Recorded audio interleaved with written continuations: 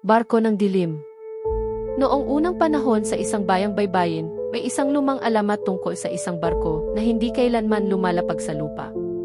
Ang barkong ito ay tinatawag ng mga matatanda bilang barko ng dilim. Ayon sa kanila, ito raw ay puno ng mga nilalang na hindi tao, mga aswang.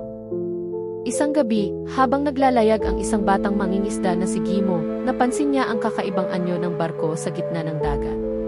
Ang paligid ay tahimik, walang ihip ng hangin, at tila nag-ielo ang kanyang pakiramdam.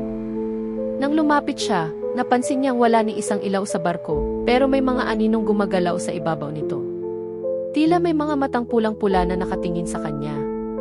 "Halika, bata," narinig niyang bulong mula sa dilim. Hindi na siya nakagalaw. Tumalon mula sa barko ang isang nilalang, may pakpak ng paniki, ngipin ng mabangis na hayop, at mga mata ng gutom na aswang. Nang gumising kinabukasan ang mga taga-baryo, natagpuan nila ang bangka ni Gimo na palutang-lutang sa dalampasigan. Wala na siya. Ang tanging naiwan ay mga kalmot sa kahoy, at isang sulat na sinulat gamit ang dugo. Isa na namang kaluluwa ang isinama ng barko ng dilim. "Sa susunod na bilog ng buwan, babalik kami." Mula noon, tuwing gabi ng kabilugan ng buwan, walang lumalapit sa dagat. At sa malayo, sa kadiliman ng alon, may lumulutang pa ring barko, puno ng mga aswang na naghahanap ng susunod na biktima.